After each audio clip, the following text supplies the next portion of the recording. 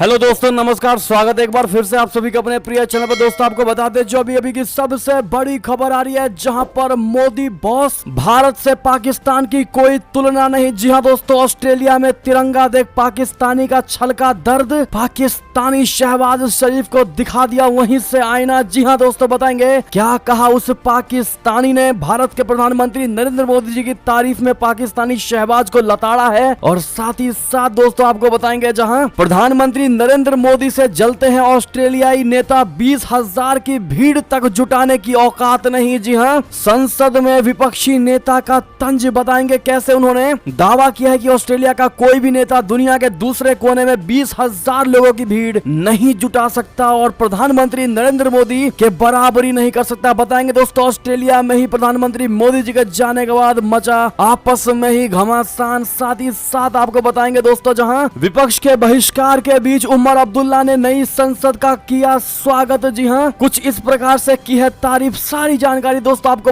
बताएंगे और साथ ही साथ बहुत बड़ा सर्वे बताएंगे, जहां पर कौन है प्रधानमंत्री की लोगों की पहली पसंद 2024 के लोकसभा चुनाव में। और साथ ही साथ राज्य सरकार ने किया बड़ा ऐलान, जानकर हो जाएंगे खुश। अब फिर से राशन की दुकानों पर लगेगी लंबी वाली भीड़ें। जी हां, अब राशन की दुकानों पर मिलेंगी ये 35 चीजें। सारी जानकारी एक एक करके बताएंगे आपको, तो बने रहेगा वीडियो के अंत तक। और अभी खबरों में आगे बढ़ने से पहले हमेशा की तरह अपने भारत देश का जमकर समर्थन करते हैं और मानते हैं कि भारतीय सेना विश्व की नंबर 1 सेना है। तो इस वीडियो को अभी कर दीजिए लाइक, चैनल को कर दीजिए सब्सक्राइब, बेल आइकन दबाइए, साथ ही कमेंट बॉक्स में लिख दीजिएगा जय हिंद। जी हाँ, तो बात करते हैं पहली और सबसे बड़ी खबर की, जहां ऑस्ट्रेलिया में तिरंगा को देख पाकिस्तानी का छलका दर्द, दिखा डाला पाकिस्तान को आईना। जी हाँ, कहा बॉस सच में है मोदी, भारत से पाकिस्तान की कोई तुलना ही नहीं। जी हाँ, प्रधानमंत्री नरेंद्र मोदी पिछले दिनों 9 साल के बाद ऑस्ट्रेलिया पहुंचे थे। उन्होंने यहां के शहर सिडनी में बसे भारतीय समुदाय को संबोधित किया और साथ ही अपने समकक्ष एंथोनी अल्बनीज के साथ द्विपक्षीय वार्ता भी की। अल्बनीज ने प्रधानमंत्री मोदी को बॉस कहा, तो वहीं पूरा शहर उनके सम्मान में तिरंगे से पटा था। सिडनी के मशहूर पर्यटक स्थल हार्बर ब्रिज को भी तिरंगे की रोशनी से सजाया गया था। मोदी के इस दौरे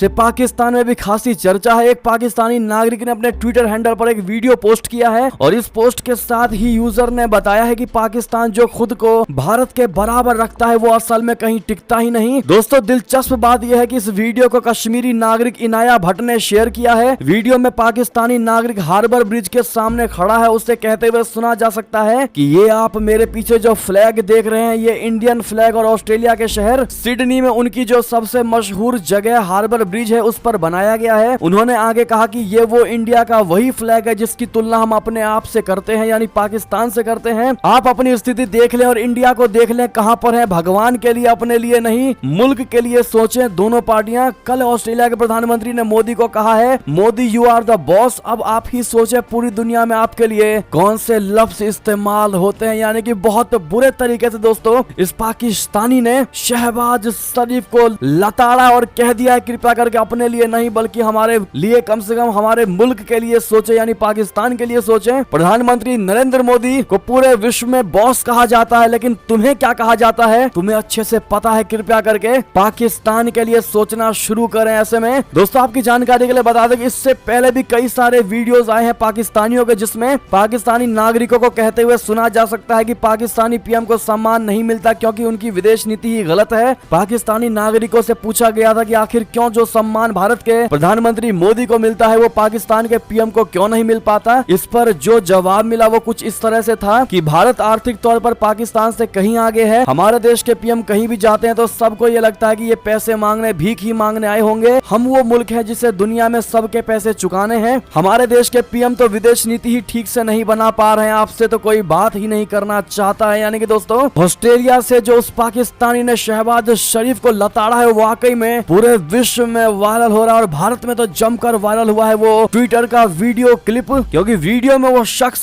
गम होता नजर आ रहा है और रोते हुए कह रहा है कि वो भारत का फ्लैग और प्रधानमंत्री मोदी को ऑस्ट्रेलियाई पीएम ने बॉस कहा है। कृपया करके अपने बारे में सोचे कि आपको दुनिया के लोग और दुनिया के नेता क्या कहते हैं। ऐसे में दोस्तों अब खुद पाकिस्तानियों को ये रियलाइज हो रहा है कि आज उनकी स्थिति ऐसी क्यों है और किसने ये किया है, और वो अब खुद मानते हैं कि भारत के साथ पाकिस्तान का कोई कंपैरिजन बचा ही नहीं। ऐसे में दोस्तों मोदी है तो मुमकिन है कमेंट में जरूर कहिएगा और आज जितना ज्यादा उसके वीडियो को हमेशा की तरह शेयर कर दीजिएगा व्हाट्सएप, फेसबुक पर, ताकि हर कोई इस खबर से अवगत हो सके। चलते हैं दोस्तों अगली बड़ी खबर की तरफ, जहां पर ऐसी ही एक और बड़ी खबर आ रही है। प्रधानमंत्री मोदी से जलते हैं ऑस्ट्रेलियाई नेता, 20,000 की भीड़ भी नहीं जुटा सकते। सदन में विपक्षी नेता का बड़ा तंज। जी हां, ऑस्ट्रेलिया के विपक्ष के नेता पीटर डटन ने प्रधानमंत्री नरेंद्र मोदी का नाम लेकर सत्ताधारी नेताओं पर निशाना साधा। उन्होंने कहा कि ऑस्ट्रेलियाई राजनेता पीएम मोदी से जलते हैं। उन्होंने कहा कि उनमें से कोई भी दुनिया के दूसरे कोने में 20,000 लोगों को इकट्ठा करने और उनसे मोदी मोदी के जैसे नारे लगवाने में सक्षम नहीं है। उन्होंने प्रधानमंत्री मोदी की तारीफ करते हुए भारतीय समुदाय के काम की सराहना की है। उन्होंने ये भी कहा कि वो ऑस्ट्रेलियाई प्रधानमंत्री के उनके देश का दौरा करने के लिए प्रधानमंत्री मोदी और उनके प्रतिनिधि मंडल को धन्यवाद भी दिया। उन्होंने अपनी पार्टी के सरकार के वक्त भारत के साथ मजबूत संबंधों का भी हवाला दिया और वर्तमान सरकार से उस राह पर चलने का अनुरोध किया है। जी हाँ, बता दें कि ऑस्ट्रेलियाई संसद को संबोधित करते हुए नेता प्रतिपक्ष डटन ने कहा कि बुधवार को एक असाधारण घटना हुई। उन्होंने कहा कि वहां राजनीति के दोनों पक्षों से बहुत सारे लोग उपस्थित थे, लेकिन मैंने आज प्रधानमंत्री से कहा कि पिछली रात वहां हर राजनेता इस तथ्य से जल रहा था कि पीएम मोदी दुनिया के दूसरे साइड में आकर 20,000 लोगों को इकट्ठा करने और उनसे उनके उपनाम की नारे लगवाने में सक्षम थे, यानी मोदी मोदी कहलवाने में सक्षम थे। खास करके ये लेबर पार्टी के नेताओं में था। वो जलन देखने को लेबर पार्टी के नेताओं में मिला। उन्होंने कहा कि मुझे लगा कि ये एक असाधारण घटना थी और मैं वास्तव में प्रधानमंत्री मोदी की मेजबानी में भारतीय समुदाय के काम की सराहना करता हूं। उन्होंने कहा कि वो ऑस्ट्रेलियाई प्रधानमंत्री के ऑस्ट्रेलिया का दौरा करने के लिए प्रधानमंत्री मोदी और उनके प्रतिनिधि मंडल का धन्यवाद करने में शामिल हुए। यानी कि दोस्तों उनका क्लियर कहना था कि प्रधानमंत्री नरेंद्र मोदी दूसरे देश में आकर के 20,000 लोगों की भीड़ जुटा ली और उनसे उपनाम तक बुलवा लिया। लेकिन क्या हमारे किसी राजनेताओं में इतनी ताकत, इतनी क्षमता है कि दूसरे देश में जाकर 20,000 तो दूर 5,000 की भीड़ भी जुटाकर दिखा दे? यानी कि दोस्तों उन्होंने प्रधानमंत्री मोदी जी की जमकर तारीफ करते हुए ऑस्ट्रेलियाई राजनेताओं को लताड़ने की कोशिश की और तंज कसने की कोशिश की। ऐसे में अगर आप भी मानते कि यही तो ताकत है अपने भारत की और यही ताकत अपने भारतीय लोगों की और यही सबसे बड़ा कारण है कि आज प्रधानमंत्री नरेंद्र मोदी जी को हर कोई लाइक करता है, ऐसे में कमेंट में लॉन्ग लिव मोदी जी जरूर कहिएगा आप लोग दोस्तों। और आप क्या जवाब देना चाहेंगे ऑस्ट्रेलिया के नेता प्रतिपक्ष पीटर डटन को? साथ ही साथ दोस्तों अगली खबर की बात करते हैं, जहां देर आए दुरुस्त आए ये भव्य दिखती है। जी हां, विपक्ष के बहिष्कार के बीच उमर अब्दुल्ला ने नई संसद का किया स्वागत और जमकर की तारीफ। बता दें, नेशनल कॉन्फ्रेंस के नेता उमर अब्दुल्ला ने कहा कि नया संसद भवन स्वागत योग्य है और ये भव्य दिखती है। उन्होंने ये टिप्पणी ऐसे वक्त की है जब उनकी पार्टी समेत विपक्ष के कई दलों ने नए संसद भवन के उद्घाटन कार्यक्रम का बहिष्कार करने का ऐलान किया है। अब्दुल्ला ने कहा कि जब वो लोकसभा सदस्य थे तब उनके कई सहकर्मी एक नए और बेहतर संसद भवन की जरूरत को लेकर अक्सर बातें किया करते थे। नेशनल कॉन्फ्रेंस के उपाध्यक्ष ने एक ट्वीट में कहा कि इसके उद्घाटन को लेकर मचे घमासान को कुछ क्षणों के लिए एक तरफ रख देते हैं और ये यानी नया संसद भवन स्वागत करने योग्य है। पुराने संसद भवन का शानदार योगदान रहा है, लेकिन वहाँ कुछ वर्षों तक काम करने वाले व्यक्ति के तौर पर हम में बहुत से लोग नए और बेहतर संसद की जरूरत के बारे में अक्सर आपस में बात करते थे। बहरहाल दोस्तों देर आए दुरुस्त आए, लेकिन नए संसद का आखिर तारीफ कर ही दिया उमर अब्दुल्ला ने। इस पर आप क्या कहना चाहेंगे दोस्तों? अपनी राय अवश्य दीजिएगा, क्योंकि विपक्ष बेशक कितना भी केंद्र सरकार को कोस ले, लेकिन अंत में कहीं ना कहीं उनको फायदा दिख ही जाता है और अच्छाई नजर आ ही जाती है। ऐसे में दोस्तों अगर आपको भी नया संसद वाकई में पसंद आया हो तो वीडियो को जरूर लाइक कर दीजिएगा जिन्होंने लाइक नहीं किया है। चलते अगली खबर की तरफ, जहां चीन की सीपीईसी परियोजना पाकिस्तान में हुई फेल, सड़क छोड़ जहाज से माल भेजने को मजबूर हुआ ड्रैगन। बता दे पाकिस्तान में चाइना का सीपीईसी परियोजना पूरी तरह फेल हो चुकी है। इस कारण गुस्साए चाइना ने अब ग्वादर बंदरगाह से समुद्र के रास्ते निर्यात शुरू कर दिया है। बुधवार को इस बंदरगाह से पहली बार 5 कंटेनरों का शिपमेंट चाइना रवाना किया गया। ग्वादर बंदरगाह को चाइना पाकिस्तान आर्थिक गलियारा के तहत विकसित किया जा रहा है। चीन का सपना ग्वादर बंदरगाह से सीपीईसी के तहत बनने वाली सड़क के जरिए माल को अपने देश पहुंचाने का था, लेकिन पाकिस्तानी राजनेताओं और सैन्य अधिकारियों के भ्रष्टाचार के कारण सीपीईसी के पूरा होने पर ग्रहण लग चुका है। इस कारण चीन ने सीपीईसी को दिए जाने वाले फंड पर रोक लगा रखी है। पाकिस्तानी मीडिया रिपोर्ट के अनुसार ग्वादर बंदरगाह से 24 मई को चाइना के लिए पहला प्रत्यक्ष निर्यात शुरू किया गया। इसमें फार्मास्यूटिकल उद्योग से जुड़े कच्चे माल ले जाने वाले 5 शिपिंग कंटेनरों को ग्वादर फ्री जोन से चाइना के तियानजिन बंदरगाह के लिए रवाना किया गया। साथ ही साथ दोस्तों अगली खबर आपको बता दें, जहां टेरर फंडिंग मामले में यासीन मलिक को दी जाएगी क्या मौत की सजा, एनआईए ने इसको लेकर किया दिल्ली हाई कोर्ट का रुख। जी हां, आतंकी फंडिंग मामले में JKLF चीफ यासीन मलिक की मुश्किलें बढ़ सकती है। एनआईए ने टेरर फंडिंग मामले में यासीन मलिक के लिए मौत की सजा की मांग करते हुए दिल्ली हाई कोर्ट का रुख किया है। मालूम हो कि आतंकी फंडिंग मामले में यासीन मलिक आजीवन कारावास की सजा काट रहा है। ट्रायल कोर्ट ने पिछले साल यासीन मलिक को उम्र कैद की सजा सुनाई थी। एनआईए की ओर से इस मामले में यासीन मलिक के लिए मौत की सजा की मांग किए जाने से केस में नया मोड़ आ गया है। यासीन मलिक पर 2 हाई प्रोफाइल मामले में जम्मू से केस चल रहा है। यासीन को जम्मू कश्मीर में 1990 के दौरान अशांति के लिए जिम्मेदार प्रमुख चेहरों में से एक माना जाता है। यासीन उन अलगाववादियों में प्रमुख चेहरा रहा जिनके भड़काने पर जम्मू कश्मीर में बड़े पैमाने पर हिंसा भड़की थी, जिसकी वजह से बड़ी तादाद में कश्मीरी पंडितों का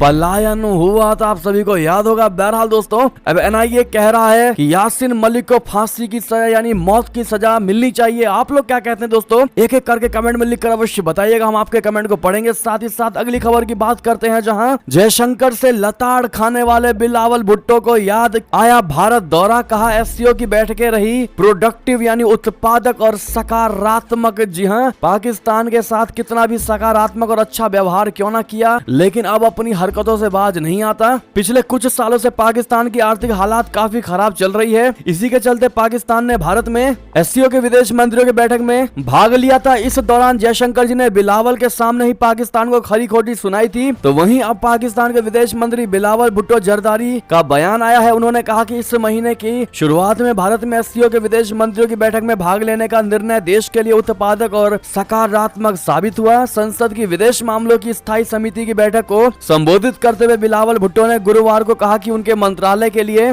ये बहुत अहम था कि पाकिस्तान के मामले और उसके दृष्टिकोण को न केवल भारत बल्कि एससीओ के अन्य भागीदार देशों के समक्ष पेश किया जाए। उन्होंने कहा कि जहां तक कश्मीर मुद्दे भारत पाकिस्तान के बीच द्विपक्षीय मुद्दों और बहुपक्षवाद से संबंधित जिम्मेदारियां की बात है, तो भारत दौरे के बाद मेरा निष्कर्ष ये है कि इस कार्यक्रम में शामिल होने का फैसला उत्पादक और सकारात्मक रहा। लेकिन रियलिटी क्या है दोस्तों? आपको याद होगा कि कैसे भारतीय विदेश मंत्री जयशंकर जी ने बिलावल भुट्टो के सामने ही कश्मीर मुद्दे पर बड़े अच्छे तरीके से लताड़ा था, और तब बिलावल भुट्टो का एक शब्द नहीं निकला दोस्तों। और अब पाकिस्तान में जाकर बताने की कोशिश कर रहे हैं कि उन्होंने कश्मीर मुद्दे को छेड़ा और उत्पादक और सकारात्मक रहा उनका वो फैसला। बहरहाल आपकी जो भी इस पर राय हो बताइएगा जरूर। चलते अगली खबर की तरफ, जहां उत्तराखंड से सटी सीमा के नजदीक चीन ने बनाया 250 घरों का डिफेंस विलेज। जी हां, भारत से सटी सीमाओं के नजदीक चीन लगातार अपनी रणनीतिक और बुनियादी ढांचे की सुविधाओं को मजबूत कर रहा है। ताजा खबर उत्तराखंड से आई है, जहां बॉर्डर एरिया के अपने हिस्से में चाइना डिफेंस विलेज बना रहा है, गांव बना रहा है। सूत्रों के मुताबिक वास्तविक नियंत्रण रेखा यानी LAC से करीब 11 किलोमीटर की दूरी पर चाइना ने डिफेंस विलेज बना लिया है। 250 घरों के बॉर्डर डिफेंस विलेज में सारी सुविधाएं मौजूद हैं। कुछ दिनों पहले भी उत्तराखंड से सटे LAC से करीब 35 किलोमीटर दूर भी चाइना द्वारा 55 से 56 घर बनाए जाने की जानकारी सामने आई थी। दरअसल चीन भारत से सटे LAC के नजदीक अपने हिस्से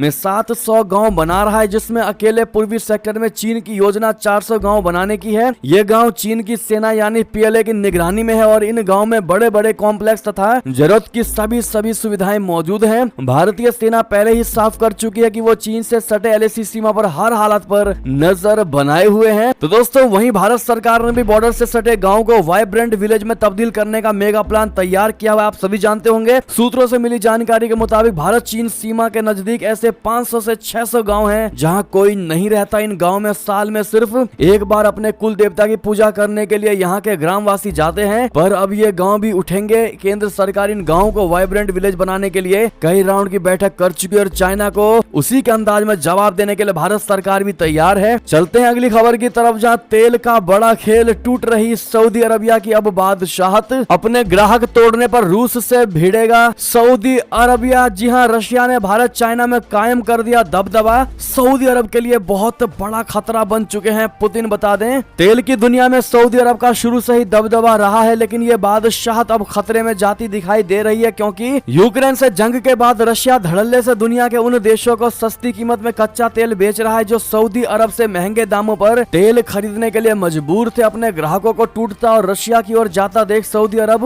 बौखला गया है। रशिया, जिसका वर्चस्व तेल की दुनिया में आज से नहीं बल्कि 1930 के दशक से रहा है, जब तेल के भंडारों की खोज की गई थी, लेकिन अचानक परिस्थितियां बदली हैं। सऊदी अरब को अब रशिया से ऑयल मार्केट में कड़ी टक्कर मिल रही है। रशिया के पास तेल का अकूल भंडार है, लेकिन जब यूक्रेन से जंग हुई और अमेरिका व पश्चिमी देशों ने रशिया पर आर्थिक प्रतिबंध लगा दिए, उसके बाद से ही रशिया सस्ती दरों पर भारत, चाइना जैसे दुनिया के सबसे बड़ी आबादी वाले देशों को धड़ल्ले से कच्चा तेल बेचने लगा। ब्लूमबर्ग की एक रिपोर्ट में कहा गया है कि रशिया जिस तरह से एशियाई के ऑयल मार्केट में अपना कब्जा जमा रहा है, वो सीधे तौर पर सऊदी अरब के लिए खतरे की घंटी है। बता दें कि सऊदी अरब पिछले कुछ दिनों से छोटे मोटे तेल विक्रेताओं को कम कीमत में तेल न बेचने की चेतावनी दे रहा है। सऊदी अरब के ऊर्जा मंत्री अब्दुल अजीज बिन सलमान ने मंगलवार को भी शॉर्ट सेलर्स को आर्थिक चोट की चेतावनी दी। हालांकि ये नहीं मालूम चल सका है कि कम कीमत पर तेल बेचने वाले देशों पर क्या कार्रवाई होगी। साथ ही साथ दोस्तों अगली खबर बता दें, जहां इमरान खान शराबी और नशेड़ी, मेडिकल रिपोर्ट दिखाकर पाकिस्तान के स्वास्थ्य मंत्री का बहुत बड़ा दावा। जी हां, इमरान की दिमागी हालत ठीक नहीं, लेते हैं कोकीन। पाकिस्तान की शहबाज शरीफ सरकार ने इमरान खान को शराबी और नशेड़ी करार दिया है। पाकिस्तानी स्वास्थ्य मंत्री अब्दुल कादिर पटेल ने शुक्रवार को मेडिकल रिपोर्ट का हवाला देते हुए कहा है कि इमरान खान शराबी और नशेड़ी हैं।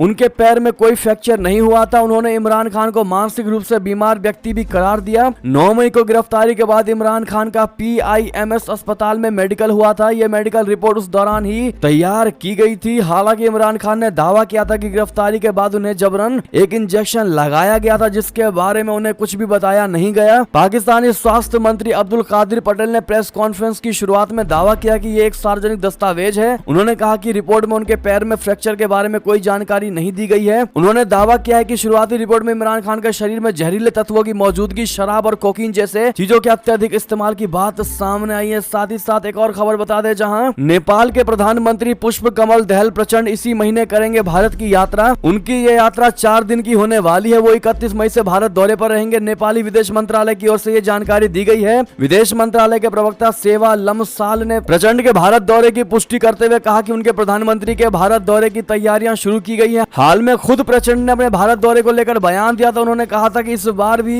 उनकी यात्रा भारत के लिए अच्छी तैयारी हुई है और ये द्विपक्षीय संबंधों में नया इतिहास लिखेगा। साथ ही साथ अगली खबर आपको बता दें, जहां प्रधानमंत्री नरेंद्र मोदी के अमेरिका दौरे से पहले रक्षा मंत्री लॉयड ऑस्टिन आने वाले हैं। भारत राजनाथ सिंह के साथ करेंगे बहुत बड़ी बैठक। जी हां, अमेरिकी रक्षा मंत्री लॉयड ऑस्टिन अपने भारतीय समकक्ष राजनाथ सिंह जी से मुलाकात करने के लिए अगले सप्ताह भारत आने वाले हैं। दोस्तों अगले महीने प्रधानमंत्री नरेंद्र मोदी की व्हाइट हाउस के आधिकारिक राजकीय यात्रा से पहले उनकी यात्रा होगी। बता दें कि पेंटागन ने गुरुवार को रक्षा मंत्री ऑस्टिन की जापान, सिंगापुर, भारत और फ्रांस की यात्रा की घोषणा करते हुए कहा है कि ऑस्टिन रक्षा मंत्री राजनाथ सिंह जी और अन्य नेताओं से मिलने के लिए नई दिल्ली का दौरा करने वाले हैं। दोनों देश अमेरिका भारत प्रमुख रक्षा साझेदारी का आधुनिकीकरण जारी रखे हुए हैं। ये बात पेंटागन ने कहा। जी हाँ, ऐसे में लॉयड ऑस्टिन को इंडिया आने के लिए उनको मोस्ट वेलकम टू इंडिया जरूर कह दीजिएगा। साथ ही साथ अगली खबर की बात करते हैं, जहां एक शोध में बहुत बड़ा खुलासा, बाघों को बचाकर दुनिया की मदद कर रहा है अपना भारत। जी हाँ दोस्तों, बाघों को बचाने की भारत की मुहिम ने पर्यावरण की सुरक्षा में दुनिया की बहुत बड़ी मदद की है। एक नया शोध बताता है कि बाघ संरक्षण कार्यक्रम के तहत भारत ने जंगलों की कटाई रोककर कार्बन उत्सर्जन रोकने में बड़ी भूमिका निभाई है। साथ ही साथ दोस्तों अगली खबर बता दें, जहां पर नरेंद्र मोदी या राहुल गांधी या नीतीश कुमार या ममता बनर्जी, प्रधानमंत्री की पहली पसंद कौन होने वाला है 2024 के लोकसभा चुनाव में। जनता से जब ये सर्वे करवाया गया दोस्तों, तो क्या रही जनता की राय, किसको पसंद करती है प्रधानमंत्री के रूप में 2024 लोकसभा चुनाव में। जनता बता दे आपको, केंद्र में मोदी सरकार के 9 साल पूरे हो गए हैं। बीजेपी मोदी सरकार के 9 साल पूरे होने का जश्न मना रही है। पार्टी ये मानकर चल रही है कि लोकसभा चुनाव 2024 के बाद नरेंद्र मोदी ही प्रधानमंत्री बनेंगे। गुरुवार यानी 25 मई को असम दौरे के दौरान केंद्रीय गृह मंत्री अमित शाह ने भी ये दावा किया है कि नरेंद्र मोदी लगातार तीसरी बार प्रधानमंत्री बनेंगे और बीजेपी लोकसभा चुनाव में 300 से ज्यादा सीटें जीतेगी। तो वहीं बीजेपी से इतर विपक्षी दल लंबे समय से एकजुट होने का प्रयास कर रहे हैं। लोकसभा चुनाव से करीब साल भर पहले विपक्षी एकता के प्रयासों में तेजी भी देखी जा रही है। विपक्षी की ओर से कई चेहरों की चर्चा संभावित पीएम उम्मीदवारों के तौर पर हो रही है। इनमें कांग्रेसी नेता राहुल गांधी, बिहार के मुख्यमंत्री नीतीश कुमार, पश्चिम बंगाल की सीएम ममता बनर्जी, दिल्ली के मुख्यमंत्री अरविंद केजरीवाल के नाम शामिल है। इन संभावित चेहरों के बारे में एबीपी न्यूज ने देश का मूड जानने की कोशिश की है। पीएम की आखिर पसंद कौन है? एबीपी न्यूज के लिए सी वोटर ने इस सवाल पर देश भर से 5839 लोगों की राय ली है। आपको बता दें कि पीएम की पसंद कौन है, यह सवाल पूछा गया जनता से, तो जिसमें नरेंद्र मोदी को 49% लोगों ने पसंद किया और कहा है कि प्रधानमंत्री नरेंद्र मोदी ही अगले प्रधानमंत्री होंगे। तो वहीं 18% मात्र लोगों ने राहुल गांधी को पसंद किया प्रधानमंत्री के तौर पर। साथ ही साथ 1% लोगों ने नीतीश कुमार, 6% ने योगी आदित्यनाथ, 2% ने ममता बनर्जी, 5% ने अरविंद केजरीवाल और 19% ने अन्य लोगों को, अन्य नेताओं को प्रधानमंत्री के तौर पर पसंद किया। यानी ओवरऑल रिजल्ट देखे तो 49% लोगों का मानना है कि नरेंद्र मोदी ही होंगे अगले प्रधानमंत्री। बहरहाल दोस्तों, आप इस खबर को देख रहे हैं। हम आपसे अगर ये सवाल पूछे कि आपकी पसंद कौन है प्रधानमंत्री के तौर पर 2024 लोकसभा चुनाव में, तो दोस्तों आप लोग क्या जवाब देंगे? आपके एक कमेंट को हम पढ़ेंगे, तो कमेंट करके जरूर इस सवाल का जवाब दीजिएगा। देखते हैं क्या है हमारी जनता की पसंद। साथ ही साथ अगली खबर की बात करते हैं, जहां कांग्रेस को भारतीय परंपराओं और संस्कृति से इतनी नफरत क्यों है। जी हां, सेंगोल विवाद पर अमित शाह का बड़ा पलटवार। जी हां, केंद्रीय गृह मंत्री अमित शाह ने शुक्रवार को कांग्रेस पर नए संसद भवन में लोकसभा अध्यक्ष के आसन के निकट स्थापित किए जाने वाले रस्सी राज दंड, बोले तो सेंगोल के महत्व को कमतर करके चलते समय सहारा देने के काम आने वाली छड़ी बना देने का आरोप लगाया तथा सवाल किया है कि उससे भारतीय संस्कृति से इतनी नफरत क्यों है। नए संसद भवन के उद्घाटन को लेकर सत्तारूढ़ एवं विपक्षी दलों के बीच जारी वाक युद्ध के बीच अमित शाह ने कहा कि कांग्रेस को अपने व्यवहार पर मनन करने की आवश्यकता है। उन्होंने पार्टी के इस दावे की निंदा की है कि राजदंड के 1947 में ब्रिटेन द्वारा भारत को सत्ता सौंपे जाने का प्रतीक होने का कोई उदाहरण नहीं है। जी हाँ, अमित शाह जी ने कहा कि कांग्रेस पार्टी भारतीय परंपराओं और संस्कृति से इतना नफरत क्यों करती है। अगली खबर दोस्तों आपको बता दें, जहां योगी सरकार ने किया ऐसा ऐलान, जानकर हो जाएंगे आप भी खुश।